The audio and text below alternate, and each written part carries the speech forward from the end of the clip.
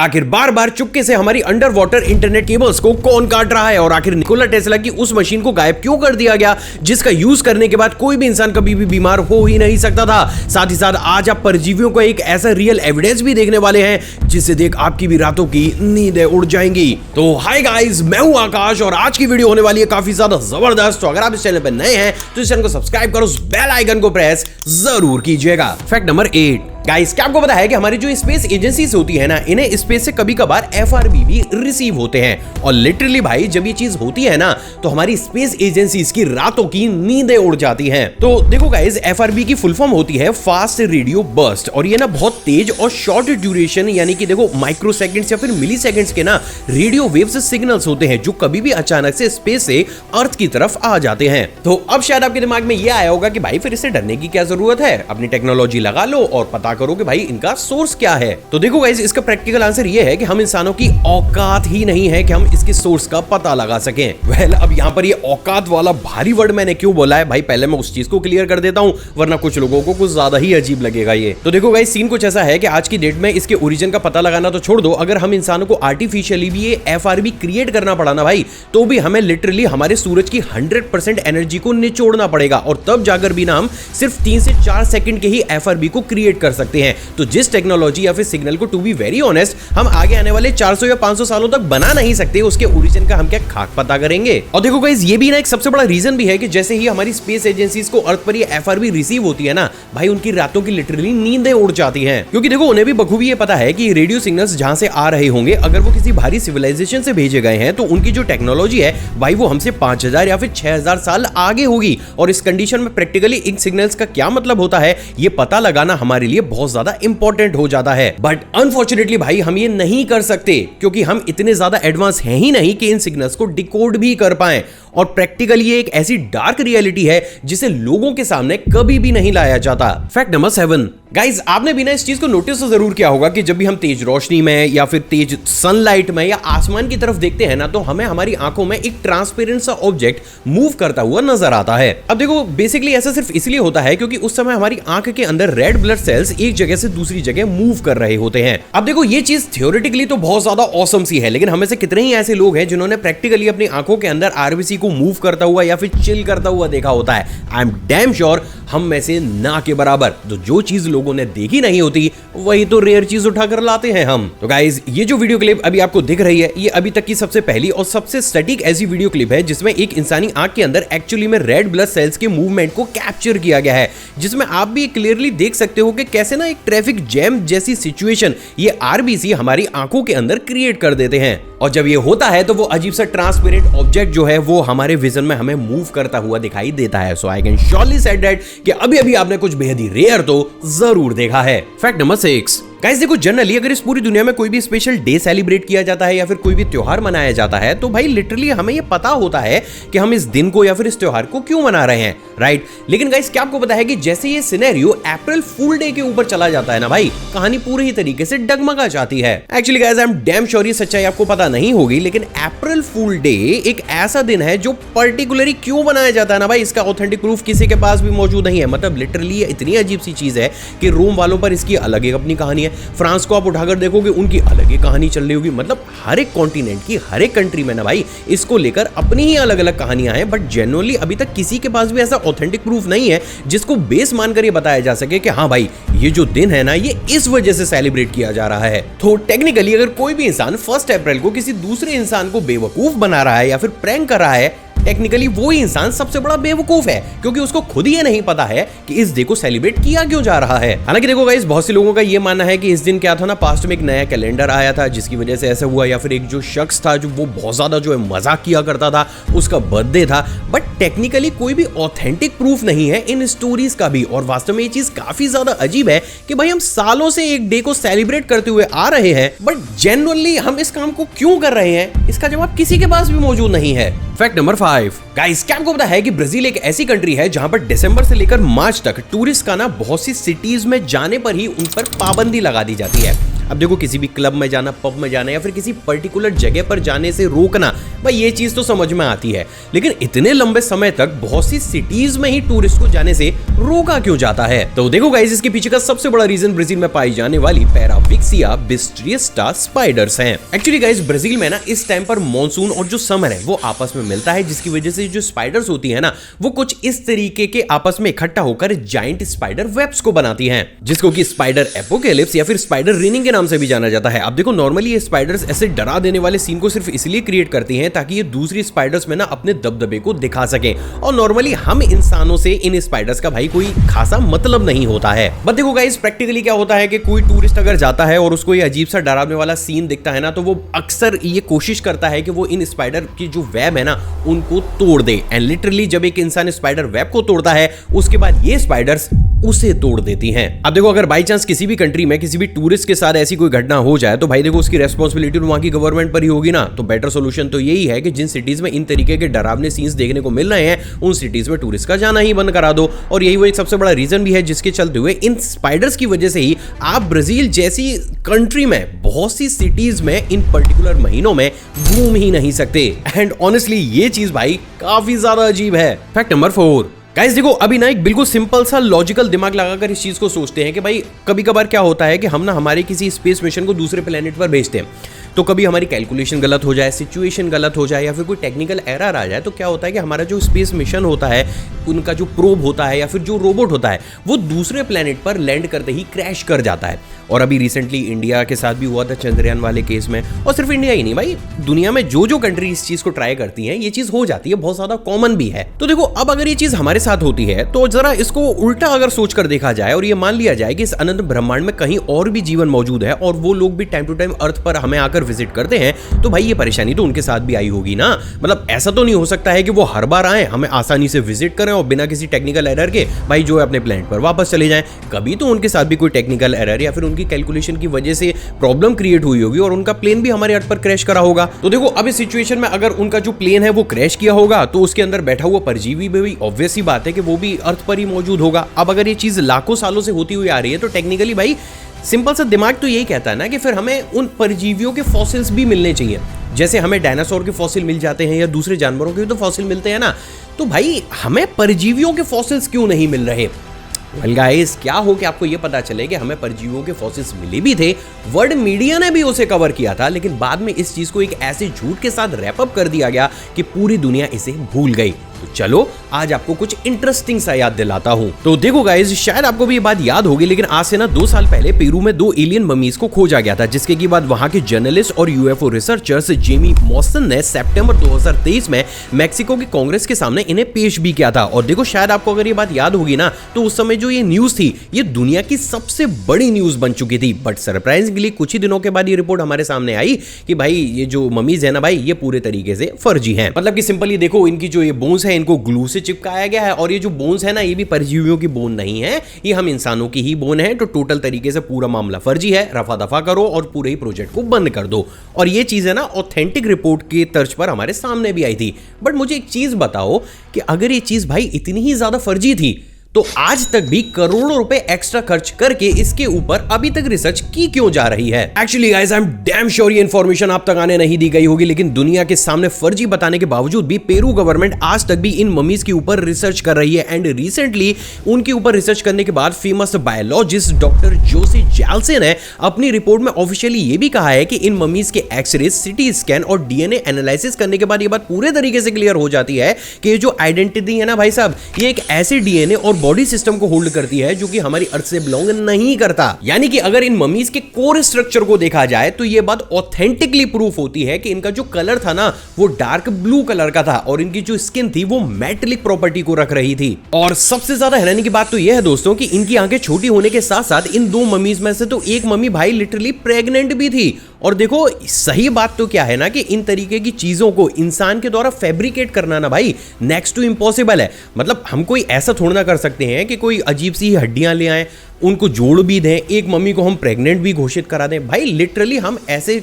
Authentic proof को fabricate नहीं कर सकते हैं। तो बस आंख बंद करके ये बोल देना कि भाई इनको ग्लू से चिपकाया गया था, ये हड्डियां भी इंसानों की हैं, ये काफी हद तक बेवकूफी भरी बात होगी। एंड माइंड यू, ये मेरे शब्द नहीं है, बल्कि जो ये ऑथेंटिक रिपोर्ट अभी रिसेंटली पब्लिश की गई है ना, उस रिपोर्ट में बकायदा लिखा भी गया है। बट सैडली ना ही ये रिपोर्ट और ना ही इन डॉक्टर्स की स्टेटमेंट खुलकर दुनिया के सामने शेयर किए जा रहे हैं। और देखो गाइस, वास्तव में ना यार ये चीज काफी ज्यादा गलत है, क्योंकि हम अपने ही लोगों को सच नहीं बता रहे हैं, और जब ऐसा होता है तो तरक्की क्या है, हम खाक करेंगे। Fact number 3 guys, last video पर हमारे भाई ने मुझसे एक बड़ा ही इंटरेस्टिंग क्वेश्चन पूछा कि अगर वो अपने फोन का इस्तेमाल सिटी के अंदर करते हैं तो उनकी जो बैटरी है वो कम ड्रेन होती है, जबकि उतने ही यूजेस को अगर वो अपने गांव के अंदर ले जाकर फोन यूज करें तो जो बैटरी परसेंटेज है वो ज्यादा कंज्यूम होता है। वेल गाइस, इस क्वेश्चन का आंसर देखो, सच बताऊं तो मैं इसलिए भी कर रहा हूं क्योंकि ये चीज पर्सनली मैंने भी फील की है। तो चलो आज इसके पीछे की एक सिंपल सी साइंस को आपको समझाता हूं। तो देखो गाइस, ये जितने भी स्मार्टफोन्स होते हैं ना, नो मैटर कि वो किस भी कंपनी से बिलोंग कर रहे होते हैं, उनके अंदर एक खास रिसीवर होता है जिसका की प्राइमरी काम हर वक्त ही जीपीएस सैटेलाइट से कनेक्ट रहने का होता है। अब देखो यहाँ पर इंटरेस्टिंग बात यह है कि भले ही आपके फोन में सिम हो या ना हो, आप इंटरनेट का इस्तेमाल कर रहे हो या फिर ना कर रहे हो, अगर आपका फोन जो है वो स्विच ऑन है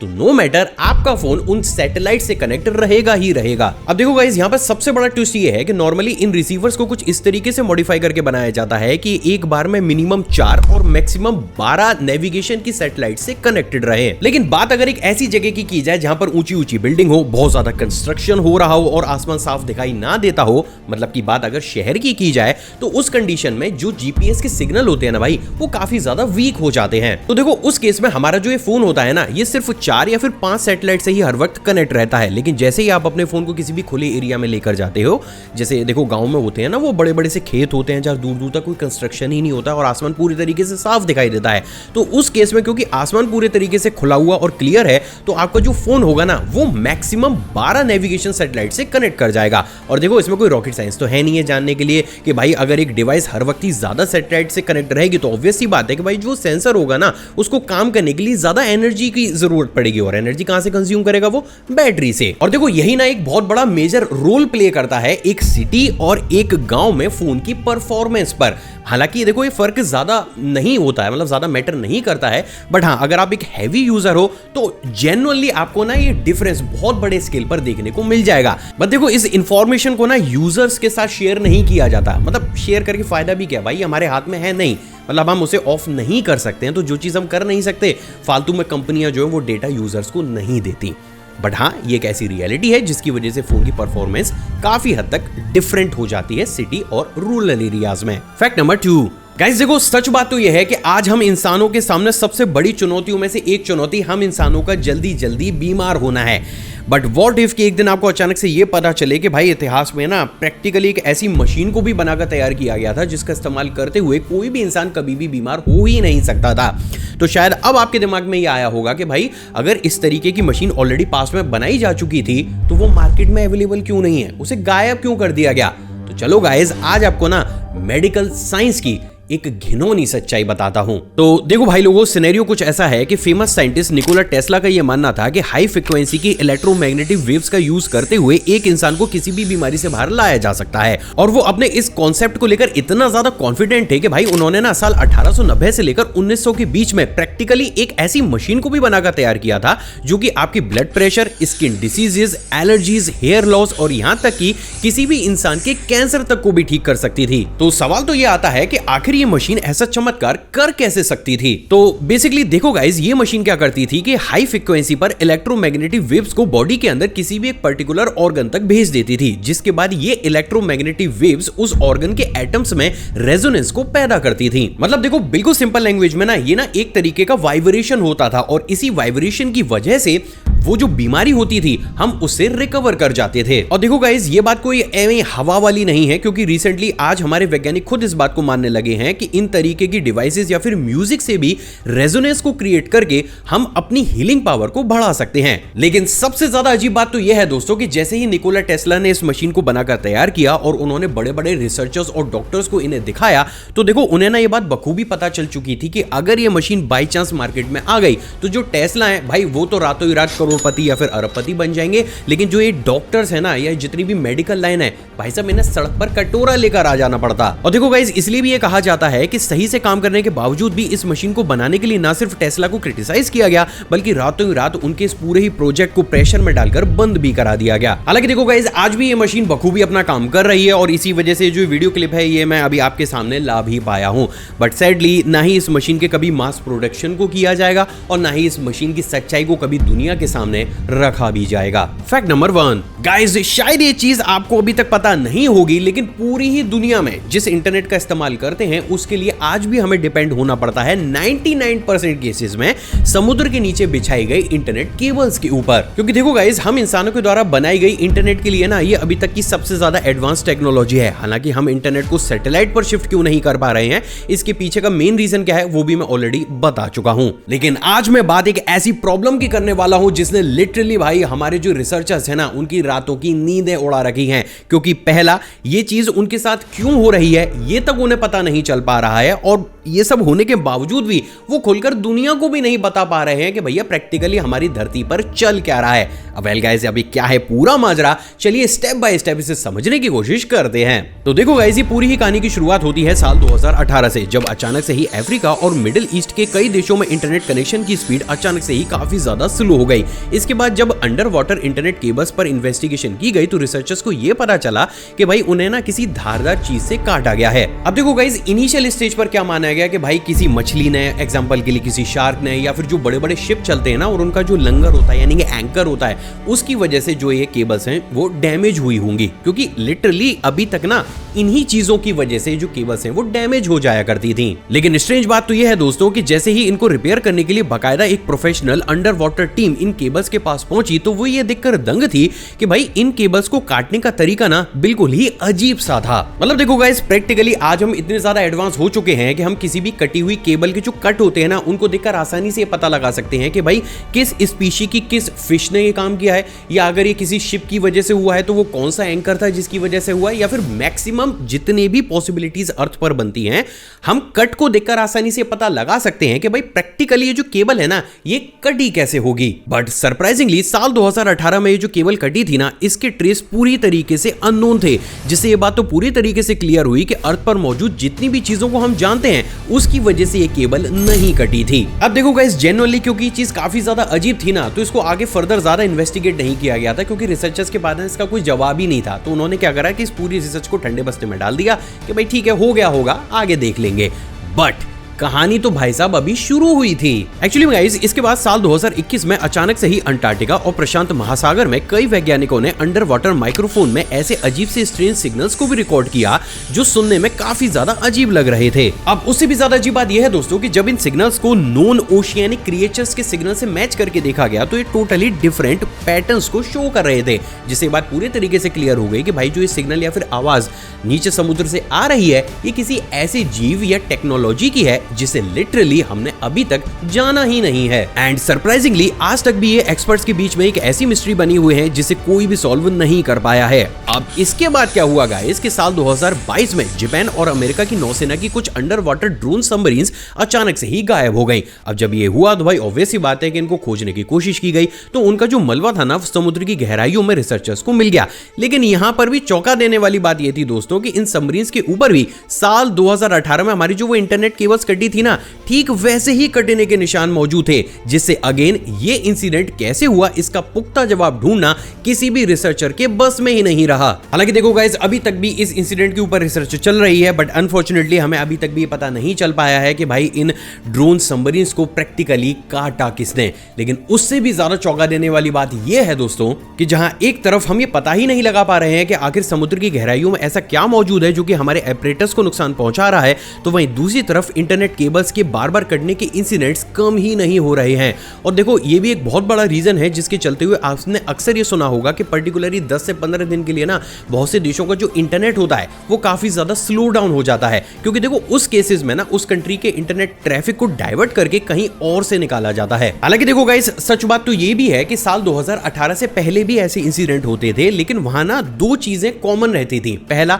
तो इन तरीके के जो इंसिडेंट्स होते थे ना वो भाई 5 साल में 6 साल में में या 10 साल में एक आधा बार होते थे, बट अभी के केसेस में ना ये इंसिडेंट बहुत ज्यादा तेजी के साथ हो रहे हैं। प्लस 2018 से पहले जो भी इंसिडेंट होते थे उनमें केबल्स के कट को देखकर हमें समझ में आ जाता था कि भाई किसी शिप ने इसे काटा है या फिर किसी पर्टिकुलर फिश ने या फिर किसी सी क्रिएचर ने इनको काटा है। और जब ऐसा होता था तो क्योंकि हमारे पास उसका सोल्यूशन होता था तो हम उसी तरीके से आगे आने वाली जो केबल्स होती थी उनको स्टैब्लिश करते थे ताकि ये प्रॉब्लम बार बार क्रिएट ना हो। बट रीसेंट टाइम में इन तरीके के भाई जो भी केसेस हमारे सामने आ रहे हैं ना, उनमें से स्ट्रेट 70% केसेस के कॉज अभी भी अननोन है, जो लिटरली भाई हमारे रिसर्चर्स की रातों की नींदें उड़ाए हुए हैं। क्योंकि जब तक उन्हें यही नहीं पता चलेगा कि हमारे प्लेनेट की समुद्र की गहराइयों में ऐसा क्या चल रहा है, तब तक भाई हम इस चीज के सोल्यूशन को नहीं निकाल सकते। वैसे आपको क्या लगता है, क्या ये काम समुद्र के नीचे मौजूद कोई एडवांस सिविलाइजेशन का है या फिर कोई ऐसे सी क्रिएचर का या फिर एनिमल का है जिसे हम अभी तक ढूंढ नहीं पाए हैं? आप अपनी राय नीचे कमेंट सेक्शन में दीजिएगा जरूर।